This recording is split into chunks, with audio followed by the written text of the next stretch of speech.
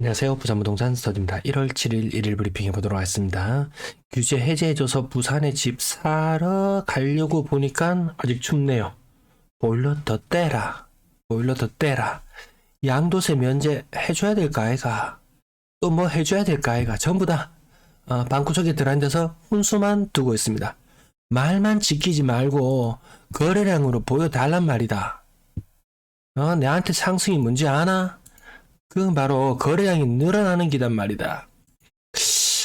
아침에 실전 카페에 가서 글을 조금 찾아보다 보면 항상 이런 게 나옵니다. 뉴스를 보니까 매매 지표가 움직이고 있더라. 매매 지표가 움직이고 있더라. 뭐 이런 거 이야기하는 거죠. 네, 실거래 지수 전주에 마이너스 0.7에서 마이너스 0.64로, 전세 지수 마이너스 0.77에서 마이너스 0.67로. 부산의 문제가 아니고 전국적으로 전주 대비 낙폭이 줄어드는 현상, 실거래 지수 워낙 큰 폭으로 떨어지다가 근데 여전히 크게 떨어지고 있어요. 여전히 크게 떨어지고 있어요. 먼저 많이 떨어지던 지역들 낙폭 좀 축소되는 경향은 있었어요. 또 이런 것도 가지고 옵니다. 부산 매수 심리 KB 매수 우위 지수죠. 지난주보다 훨씬 높아졌습니다. 13입니다. 지난주에 얼마였던가요? 10 아래로 있던 것이 13으로 껑충 뛰어 올랐어요. 근데 이거 60 이상 되어야지 시장 분위기 활기뛰는 거라고 말씀드렸죠. 요런 사소한 포인트를 잡아서 이야기할 것 같았으면은 거래량으로 보여달란 말이다. 지난 일주일 동안 거래되었은 건수, 가운데 부분 동그라미죠. 하루하루 거래량 추가되는 것이 169건이었어요. 169건. 지난 12월 마지막에 거래량 적다 할 때도 한 주 동안 238건이 거래가 되었거든요. 물론 이거 연초 효과 때문에 좀 뒤늦게 신고되는 건수 때문에 이런 사례는 있어요. 그건 보여주려면 다 보여달라고, 이 디테일한 걸 보여달란 말이다.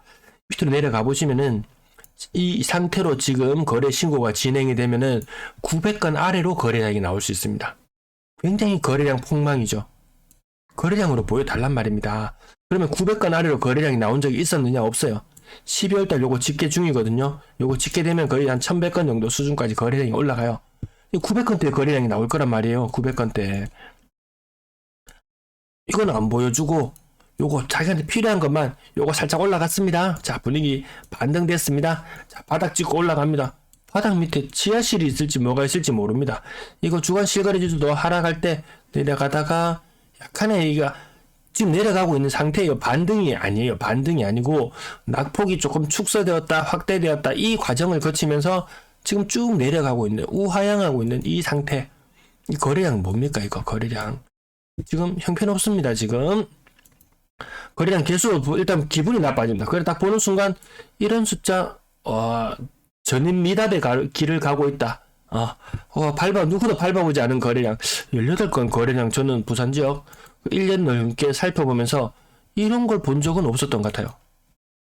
구독, 좋아요 부탁드리면서 매도 물량, 오늘은 분양권도 있습니다. 전월세 물량까지 살펴보도록 하겠습니다.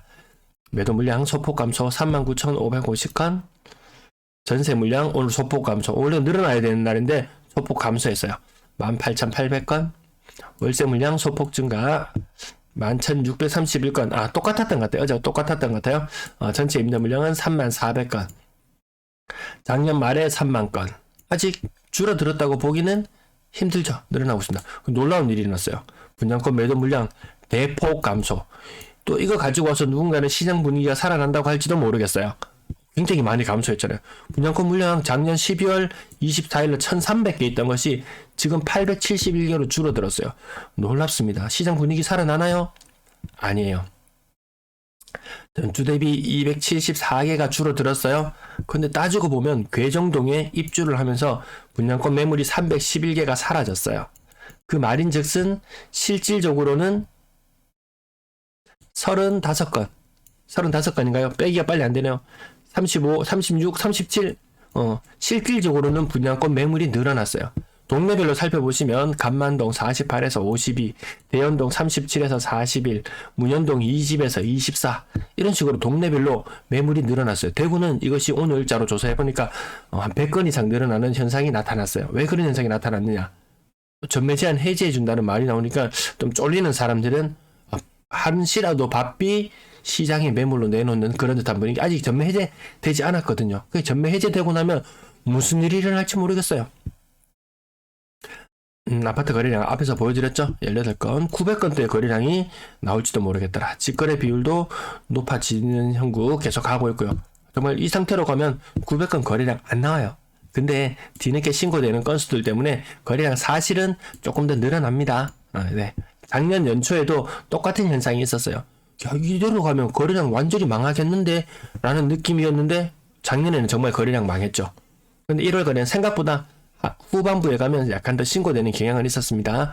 오늘 거래량도 18건밖에 안 돼서 별로 살펴볼 것도 없습니다. 달맞이 경동 매매빌 163제곱미터 가격 25% 정도 하락. 대연 SK빌스 계속 하락하는 거래 계속 나타나고 있습니다. 고점 대비 거의 40% 정도 하락하는 모습.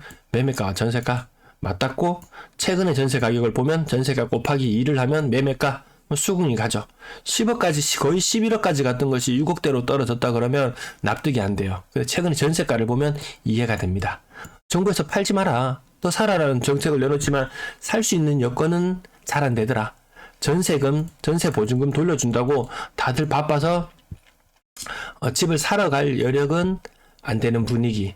팔지 마라 그랬으면 안 팔 수 있는 유인책은 있죠. 뭐 종부세 중과되는 부분을 뭐 해소해 준다든지 여러 가지 혜택들이 있기 때문에 안 팔 수는 있어요. 하지만 그렇다고 공실로 놔둘 수 있을 만큼 그렇게 여유 있는 사람은 많지 않더라고요. 공실로 두는 것은 굉장히 고통스러운 과정이다. 서면 아이파크 2년 차도 안 되어서 또 팔렸습니다. 네, 고점 대비 한 30% 정도 하락했고요. 층수도 괜찮더라. 대금역 금강 펜테리움 더스퀘어 아파트 고점 대비 25% 정도 하락하는 모습. 매매가와 전세가가 같아졌더라. 이런 전세, 이런 악성 전세, 아주 고가에 들어갔던 전세 물량들 생각보다 많아요. 생각보다 많습니다. 현재 롯데캐슬 대시양 계속해서 하락거래 계속 30% 이상 하락하는 거래 계속 나오고 있습니다. 하지만 25평에 이 평당 2천만원 간다? 이런 거 시간이 지나니까 사람들이 납득하지를 않더라고요. 좀 황당한 거는 대구에 좀 오래된 아파트들, 많이 오래된 것도 아니에요. 웬만한 준신축의 가격이 한 10년, 20년 차? 그 시내권에 입지해 있는데도 평당 1,000만원. 외곽에 가면 막 700만원 이런 아파트들도 막 등장하기 시작했어요. 연식이 오래되었는 것들. 한 30년쯤 되는 아파트들 있잖아요. 넘어가는 아파트들. 층수는 고층이고, 연식은 오래되었고, 재건축은 요원하고, 이거 정말 10년, 20년 더 지나서, 재건축이 가능한 시장이 열릴 때쯤 되면은, 한 집당 아파트 한 채씩 돌아갈 만큼 아파트 개수는 많아지는 시절이에요. 근데 그걸 부수고 새로 지어서 새로운 사람들이 유인하려고 한다? 와, 쉽지 않아 보여요. 정말 지금은 사람들 금리 그거 아무것도 아니야 라고 하고 제껴두었던 것이 지금 가장 크게 아프잖아요. 10년 20년만 지나면 야, 인구 그거 아무것도 아니야, 세대수로 다 충당이 되라고 이야기하는데 그거 아닌 시절. 야, 건설업자의 욕심은 한도 끝도 없더라. 물론 끊임없이 지어야지 생존할 수밖에 없는 구조임은 어쩔 수 없겠지만, 그러면 지금 대학들도 대학생이 줄어들면 학교수 줄어들잖아요. 학과당 인원수 줄어들잖아요.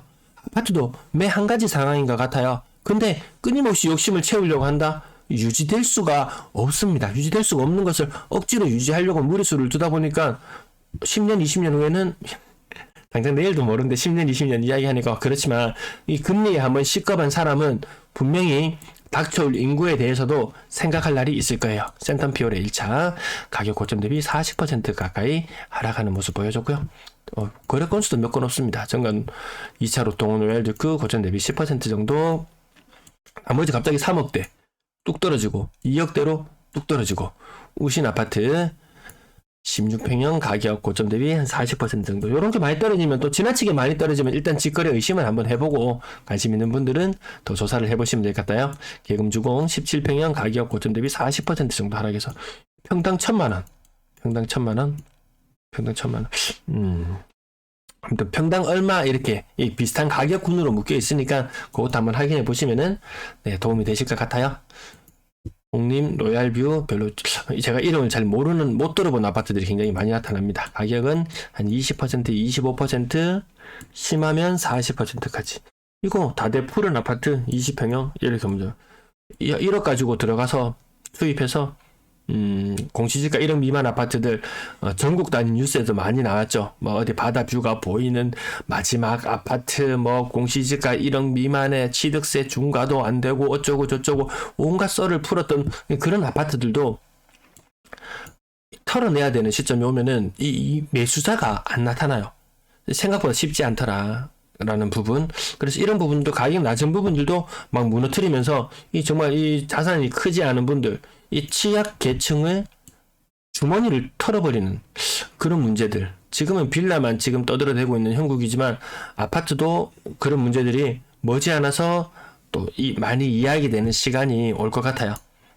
건당 거래 대금 지금 올라가는 추세에서 1월달은 아직 거래나 모든 것들이 아직 주춤한 상태고요. 3,000건을 뚫어야 되는데 지금 1,100건까지 올라갔던 거래량이 다시 900건을 뚫고 밑으로 내려가려고 하고 있으니까 다른 지표 뭐 주관적으로 이렇게 취합할 수 있는 지표들 있죠. 뭐 매수 심리라든지 뭐 실거래 지수도 사실 이거 그냥 흐름만 보는 거죠. 이런 것들 주관적인 것이 어느 정도 반영될 수 있는 부분들은 언론에서 얼마든지 떡삭승을 시킬 수 있어요. 하지만 객관적으로 나타나는 거래 이거는 언론 장난질로 숫자가 부풀려지고 늘어나고 하는 것이 아니잖아요. 3억 미만 비중은 낮아지고 있는 추세. 6억 이상 거래량은 반응이 없더라. 지금 1월달에 지금 한 건 거래되는 게 지금 숫자 나타나네요. 6억 이상 거래 비중 올라가고 있지만 아직까지 의미 있어 보이진 않더라. 분양권 거래량 13건. 분양권 거래도 뭔가 좀 시름해질 것 같아요. 갑자기 매물이 많이 나오면 살려고 했던 사람들도 좀 골라서 사도 안 되겠나. 전면 해제되고 하면 시장에 물건 잔뜩 풀릴 건데 분양권 시작도 좀 일시적인 위축은 겪을지 모르겠어요. 내면 어반파크 고점 대비 2.3억 요건 좀 덜 빠진 모습이고 크게 2억 3억 빠지는 거 일단 거래되는 금액 자체가 시장에 참여하는 사람들이 바라볼 수 있는 가격 자체가 4억대 혹은 5억 초반 요런 것들에나 어느 정도 손이 가지 6억 7억 8억 프리미엄 5억씩 붙여가지고 10억씩 팔락하고 그런 아파트들에 눈이 안 가더라는 거죠.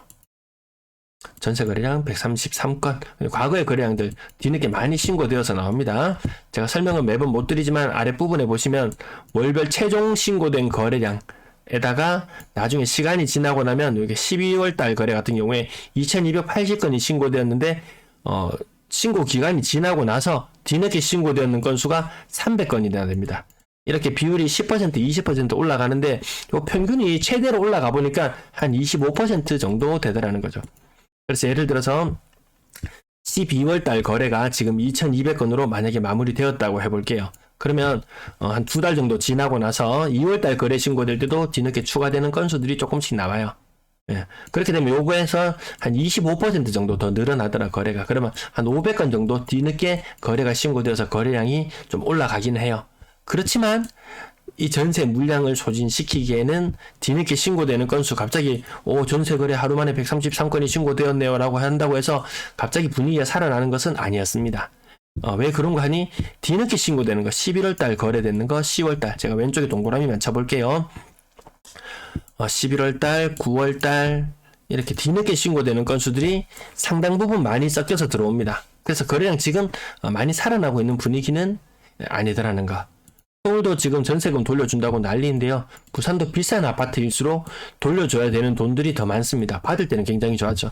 제가 최근에 뭐 아파트 관심 있는 아파트가 하나 있어가지고 한번 집중적으로 한번 추적을 해봤어요. 그 사람이 2017년경에 4.6억을 주고 집을 매수를 했어요. 그래서 몇 년 살고 2020년쯤에 다시 B라는 주택을 다시 한 개 사고 지금 집을 팔려고 지금 한 달 하고 있어요. A라는 집을 매도하기 위해서 발을 동동 구르고 있습니다. 처음에는 매매 가격을 한 6억 얼마더라? 6억 아니다. 5억 8천 이렇게 내놨던 것이 5억 7천 5억 6천 지금 5억 3천까지 가격을 계속해서 변경해서 가격을 내리고 있더라고요. 왜 이렇게 내리려고 하는가? 이거 그것 때문에 그래요. 양도세 비과세 받고 이것을 처분하기 위해서 고군분투하고 있는 그런 모습으로 보여졌습니다. 이거 비과세 기간 지나고 나서 1억을 더 받아본들 지금 조금 손해보고 파는 게 오히려 더 나은 상황이 될 수도 있다는 말이에요. 그래서 급하게 던질 수밖에 없는데 또 무슨 문제가 있었냐 보니까 이 A라는 집을 자기가 한 2, 3년 살다가 B라는 집으로 옮겨가면서 얘를 전세를 줬는데 얘를 2020년에 전세 가격이 얼마였냐면 5.4억이었어요. 5.4억. 지금 현재 매도 호가로 내놓은 것보다 매매가가 전세가가 더 비쌉니다. 이런 경우들이 찾아보면 많아요. 이 비과세 일시적 1가구 2주택 이게 부의 사다리잖아요. 다른 게 부의 사다리가 아니에요. 뭐 똘똘한 한 채 이런 게 부의 사다리 부의 좀 애매하긴 해요. 정말 일시적 1가구 2주택 이 비과세를 노리면서 갈아타는 과정 낮은 사다리에서 높은 사다리로 이 갈아타는 과정 속에서 세금을 안 낸다는 게 가장 큰 메리트였는데 지금 시장에서는 세금을 아끼려고 하다가 매매 차익을 다 날려버리는 그런 상황까지 와 있어요. 그 일시적 1가구 2주택 이 투자자들이 시장에 공격적으로 들어가지 않는다면은 시장의 거래량은 살려내기 힘들어요. 근데 지금 이 사람들이 너무 피폐해져 있어요. 한 채 가진 사람은 그나마 나아요. 두 채, 세 채 가진 사람들, 그 이상 가진 사람들, 이번 시장 하락에 한 서너 채 가진 사람은 한 방에 10억씩 고점 대비, 아직 손에 쥔 이익은 안 하지만 고점 대비 10억씩 날렸다는 이야기가 많이 들려오죠. 일시적 1가구 2주택 갈아타려고 했던 사람들 A라는 집이 있고 B라는 집이 있었다. 그래서 A라는 집이 5억이고 새로 분양받은 것이 가격이 요거 3억에 샀는데 5억이 되었고 새로 분양받은 것이 5억이고 그럼 요거 3억에 샀던 것을 5억에 나중에 팔고 나는 5억에 들어가면 내 돈 한 푼 안 들이고 다시 B라는 집을 사고 다시 C라는 집을 살 때쯤 되면은 얘 또 집 억지가 올라가겠죠. 그러면 얘 5억짜리 집이 7억이 된다고 계산하고 7억에 분양받은 아이가 9억이 되고 이게 무슨 사다리입니까? 하지만 사람들은 이것을 부의 사다리라고 이야기해 왔어요. 근데 이번에는 이 부의 사다리에서 추락하는 현상이 발생했어요. 왜? 내가 3억에 샀던 집을 5억에 팔고 다시 새로운 아파트 B로 가려고 하고 막 이랬는데 전세 가격, A의 전세 가격이 완전히 떨어져요. 그리고 A의 매매 가격이 확 떨어지면서 B라는 집에 들어갈 때 이 잔금을 치르고 들어가려고 했는데 잔금에 대한 계획이 완전히 뒤틀어져 버리는 현상. 지금 시급합니다. 누가 지금 이 시장 분위기에서 일시적 1가구 2주택을 해서 주택을 매수하려고 합니까? 아니에요. 지금 내 거 먼저 팔고 사야 된다는 사람들 생각이 사람들의 머릿속에 지배적으로 차지하고 있습니다. 일단 내 거 먼저 팔고 생각한다. 그래서 매수세가 살아나기에는 힘들겠더라. 평균 전세 가격 2억대. 전세 거래량은 계속 줄어들고 전세 시장부터 해소되어야지 뭔가 다음 후위를 도모할 수 있는데 정부에서는 도모하고 뭔가를 자꾸 한 발 앞서 나가려고 하는데 이 투자자들은 자꾸 뒤로 한 발씩 뒤처지고 있고 뒷걸음질 치고 있는데 이거 나란히 정부와 보조를 맞춰서 갈 수 있는 사람들이 많지 않더라.